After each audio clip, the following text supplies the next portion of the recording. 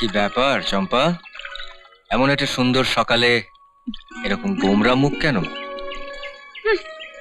জীবনে সুন্দর সকাল দেখবো বলেই তো তোমার হাত ধরেছিলাম, কিন্তু সেই সুখ কি আমার ভাগ্যে আছে? কাছের গায়ে কি লেখা হচ্ছে? আমার ঠিকুজি, কিন্তু আঁকতে গিয়ে দেখছি বারে বারে রাহু এসে আমায় গ্রাস করে নিচ্ছে।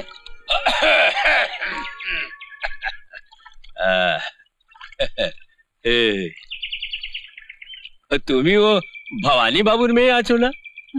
হ্যাঁ, আমি চম্পা। আপনি? আমি সুরেশ আগরওয়াল। ও পূব পাড়াতে যে কোল্ড স্টোরেজ আছে না, ওটার মালিক আমি।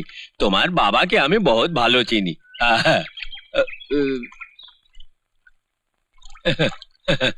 मगर ये कौन আছে ভাই? একে তো পেছানতে পারলাম না। আমার নাম পঞ্চম। ও ও খুব ভালো গান করে। আচ্ছা, ভালো গানা করে? আরে গানা বাজানা তো বহুত ভালো জিনিস আছে।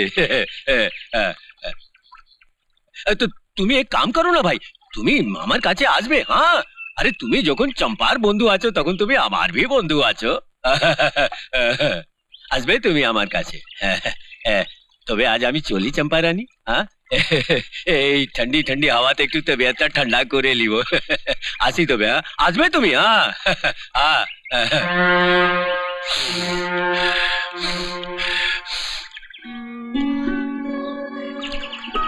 শোনো, বলছিলাম কি, তুমি একটু গান বাজনা ছেড়ে দিয়ে একটা চাকরির চেষ্টা করো না।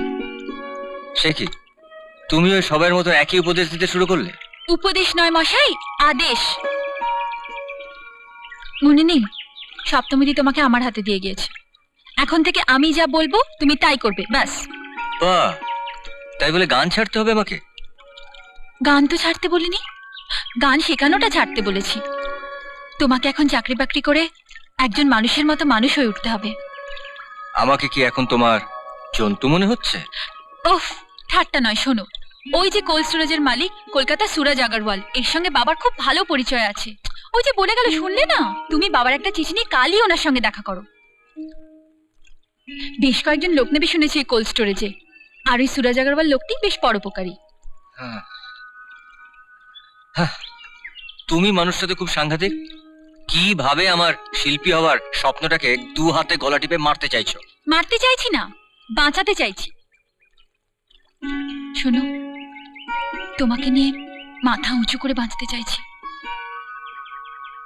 শোনো, ওই চাকরি বাকরি আমার দ্বারা হবে না, আমি সাফ জানিয়ে দিচ্ছি। তাহলে তুমিও শুনে রাখো, তুমি যদি এভাবে বাউন্ডুলে হয়ে জীবনটা কাটিয়ে দিতে চাও তাহলে আমিও চললাম, বুঝলে? এই চম্পা, চম্পা শোনো, চম্পা।